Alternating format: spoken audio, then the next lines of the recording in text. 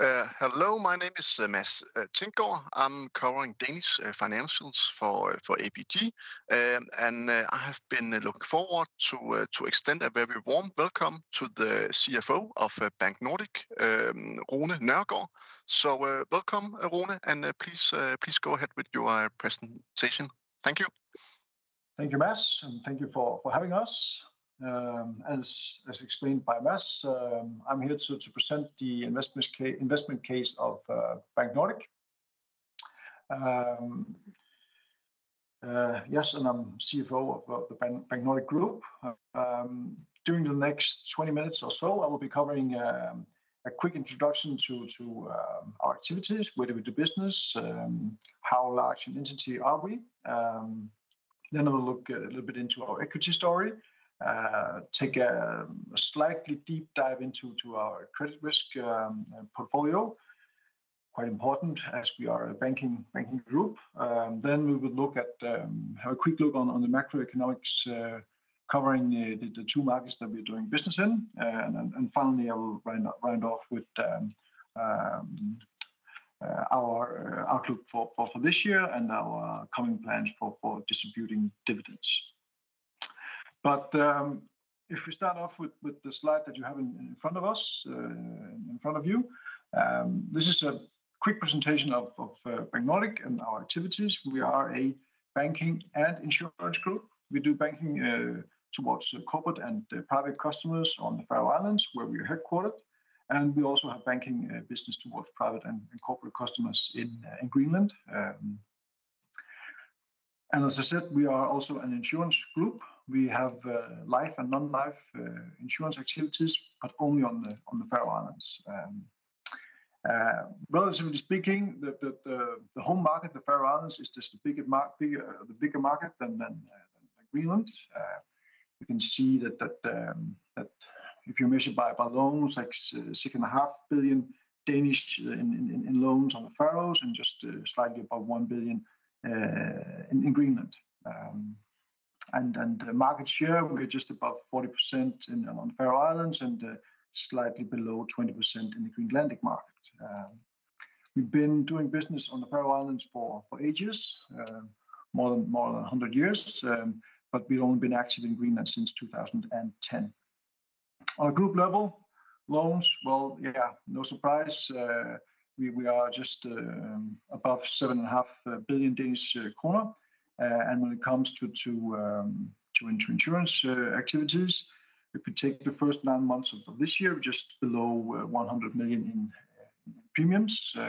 And the main revenue is from the banking activities, net interest and fee income for the first 9 months of this year, of just above 250 million Danish kroner. Just a little bit about our size.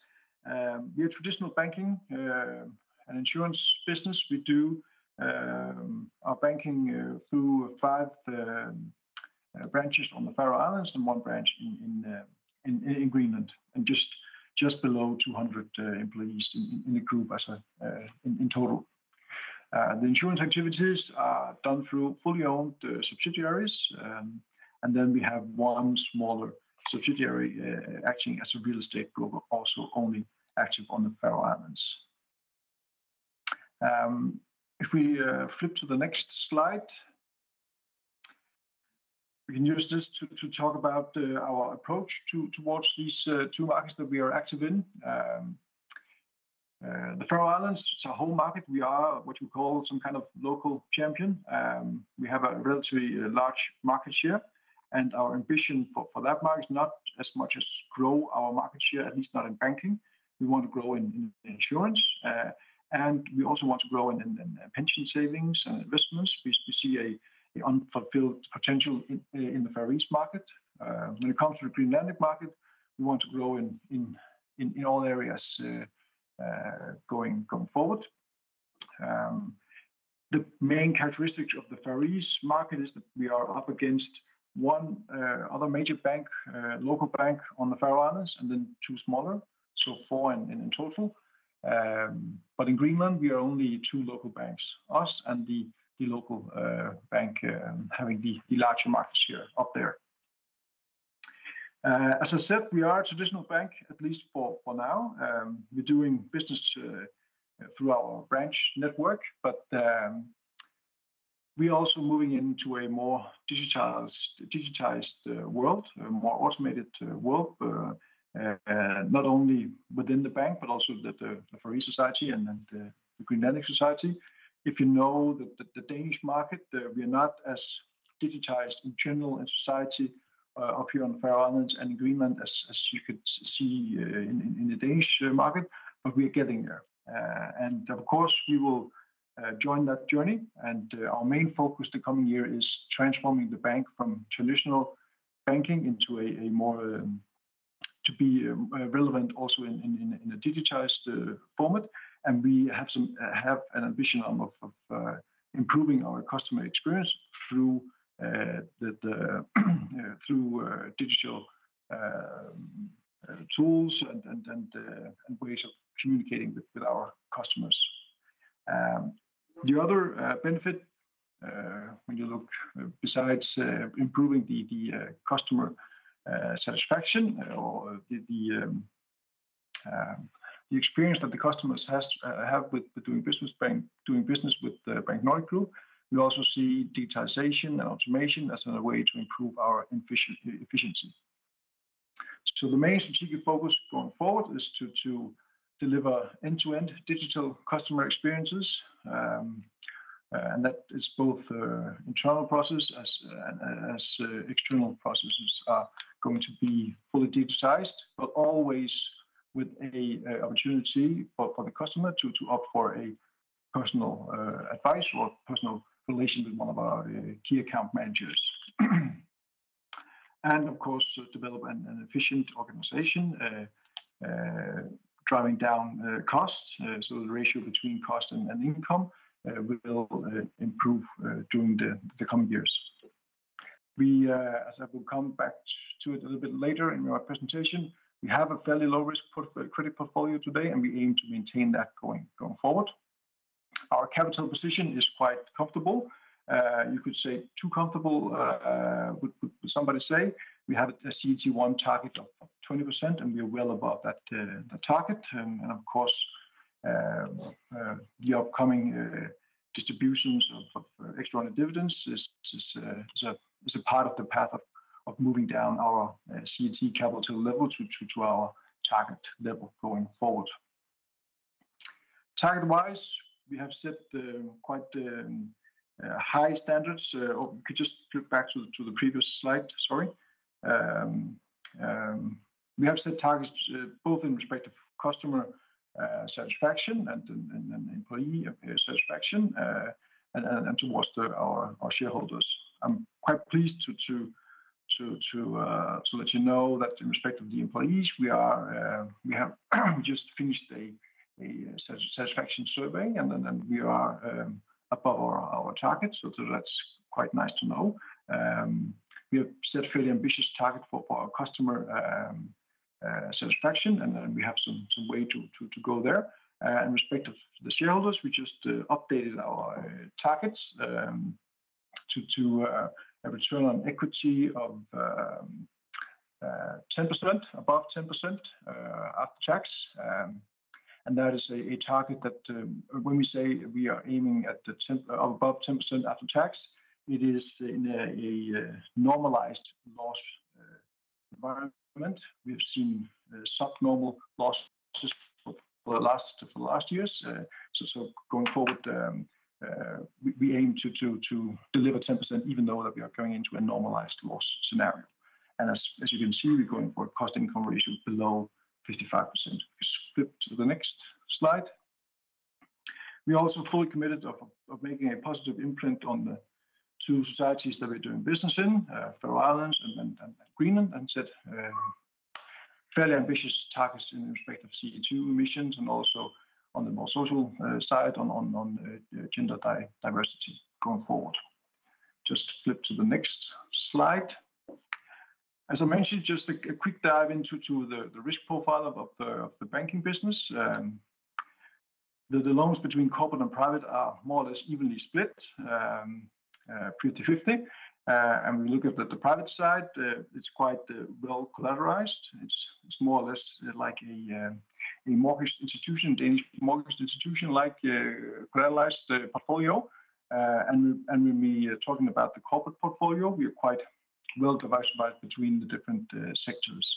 So in all, we are quite comfortable with the risk profile. And on the right side of the presentation, you can just see our capital levels, and as the upper one is on the CET1, and we have a target ratio of 20, and you can see we're quite well above. And the way we are going to reduce that going forward is through extraordinary dividend. I'll get back to that later in my presentation, and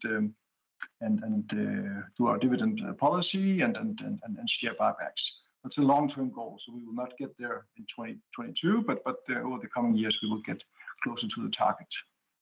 The MREL capital, we are in place in respect of that. No problems there. If we flip to the next slide. I just promised some quick words on the macroeconomics on the two markets that we are doing business in.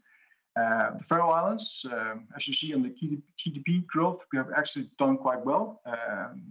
Had a slight drop in 2020, as so many countries over the world, but we have a steep rise in this year, and we have a positive outlook for this year and the coming year in GDP-wise. So quite comfortable numbers there. Exports is getting back to a high level again after a drop. Export prices, mainly export prices is fish products. We've seen them not as a steep increase as we've seen in previous years. So export prices are a little bit lower now than they've been before. Unemployment-wise, virtually non-existing.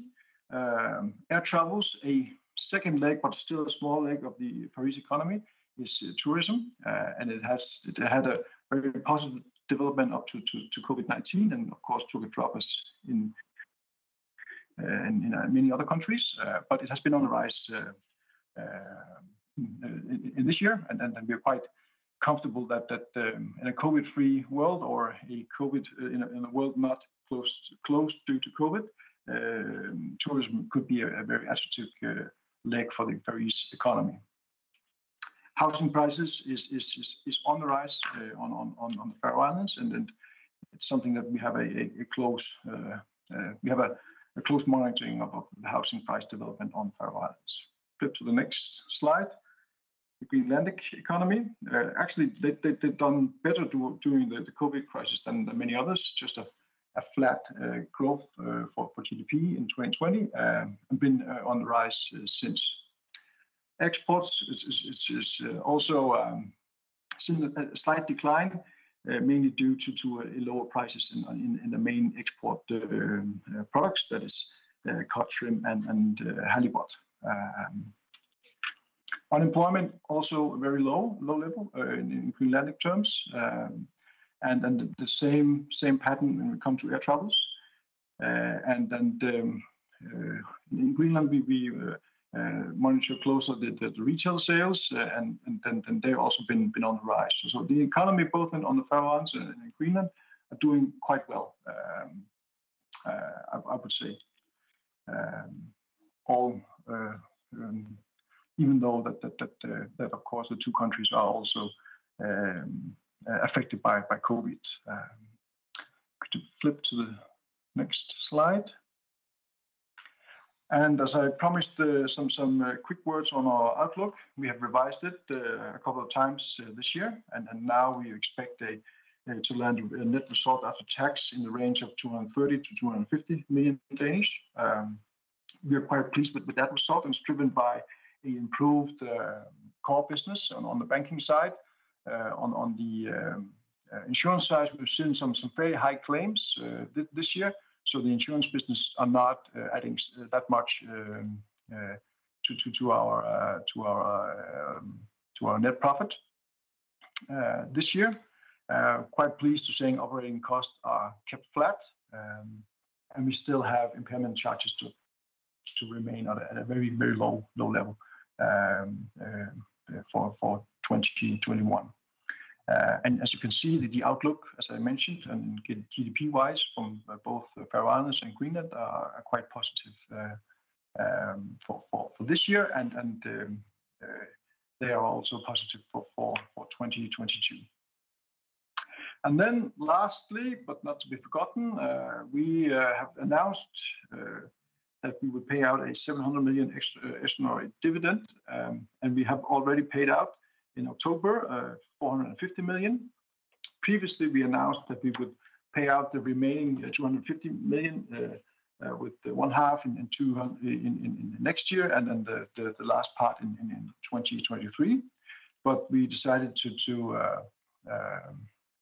move that a bit forward to paying out all in all of the remaining part of the extraordinary dividend in the coming year. And then we for now maintain our dividend policy of 50% payout ratio, supplemented with share buybacks going forward.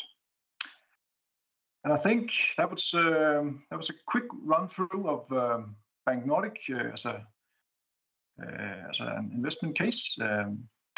And I have time for questions. I don't know, Mads, if you have. Yes, I do, and thank you. That was, that was very well done and to the point. And I think, one of the things you mentioned here was Greenland doing better than many other countries. And we did see in Q3 a rather high growth in Greenland, and it is clear. Being a part of a duopoly on Greenland does look quite interesting. What kind of growth rates do you expect on Greenland in the coming years? Well, of course, at least what to be able to be above GDP growth. So if we foresee something in Greenland that looks like the growth numbers that we've seen this year of approximately 2%, we do expect above 2% going forward. We want a bigger market share in the Greenlandic market, so that would be somewhere above that we are aiming at. Of course, we do take cautious steps because we want to grow both in private lending, but also in corporate lending, and we don't have that much hurry in respect of corporate lending. We would like to land the right customers, and we are slightly getting there. But it can be a more lengthy process to you could say to groom the Greenlandic corporate customers towards a favor of us, and maybe a lot can come in 2022, but maybe some will come in 2023 instead. That's hard to predict, but we are out on a mission to take market share in Greenland for sure. Yeah, and what is the main driver of your growth? Is that just being another option for for the people on Greenland, and how does it? Your opportunities in the corporate segment, is that also supported by geopolitical interest, or how do you see that? If we start on the private side, it is of course we are a second option, but it's more like we would just compete on what we're competing on the Faroe Islands, that is giving good sound financial advice to our private customers, having some good products with the right price, and that has been a successful formula for the last couple of years, and we think we just keep on doing that. On the corporate side, of course, there are large customers in Greenland also that are too large for the local bank. Of course, we can go into corporations there, and we have done that. But on the other hand, there's a lot of local, quite interesting corporate clients that we would like to have on our books. Geopolitics doesn't really affect the lending that much. It often comes with huge international grants or the like, and then just injected into the economy. For example, the Danish state have injected a lot of money into the ongoing development of the airports in Greenland.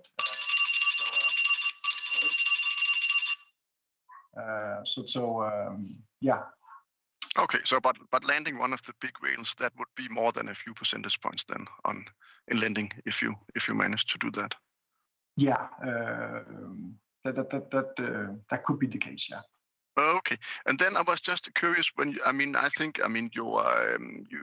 ambition of 10% ROE in 2024 with normalized loan losses, I think 40 basis points of lending and guarantees. I mean, do you factor anything more into this normalization? For example, higher rates and NII in that scenario? Not higher rates, but of course we factor in that we reached the CET1 target of 20%. Of course, that's the main driver.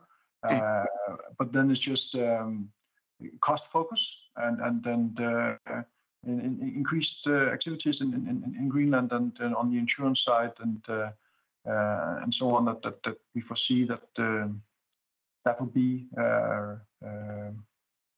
the way forward to a above 10% return on equity. In 2024. Yeah. Could you help us a bit more with the timing of your next jumbo dividend? What is in play? What is the moving parts around the timing? Well, it is of course we have an extraordinary general meeting coming up in March as usual. We haven't announced our financial calendar yet, but there's of course an event where we factor into or plan to take some decision in respect of distributing dividend, but we haven't fixed we haven't been fixed on setting it all on the ordinary general meeting. The only fixed thing we have said about the jumbo dividend is that it's going to be paid out in 2022, and rather sooner than later. Do you have a hope for some of the large shareholders and perhaps also the Faroese state participating in a buyback tender auction instead? Is that something you're looking for, or you're not really expecting that? That would be a hard one to answer. We really don't know. Okay. Of course, we would, if we hear something, we would listen. Yeah. But otherwise, it's a dividend. A dividend is, of course, as we did with the 450, is a pretty straightforward way of distributing. But if we can see that there's the other possible way to go that is beneficial and not too detrimental for the shareholders, we will of course look into that. Yeah, and sure, of course, there's a kind of asymmetry between your shareholders on that one, and there's a issue with the Faroese withholding tax. Have you done anything to help your shareholders with the last jumbo dividend to kind of avoid double taxation? Well, we've done as much as we've been in dialogue with the Faroese tax authorities. We had that dialogue before we paid out in October, but unfortunately we didn't really get that far in respect of that. So I think we've done what we can do. Unfortunately, at least as the things looks right now. So don't see any major changes there. I saw something with a service facility. You could send in documents and get help. Yeah, I think we announced that one quite close to the dividend date this autumn, and of course we would look into that and see if there's anything there we can do better the next time. Did you help a lot of shareholders through that service? I don't have the numbers. Okay. Then a final one, Rune, and it is on the Lumumba papers, if we can call them that. It's popping up again now. What can you tell us about this case, and can you confirm it's exactly the same one that was brought up in 2019? Well, I can't really comment on anything in respect of this AML issue, and it's not because I don't want to, or we don't want to. We're just restricted by law to say anything.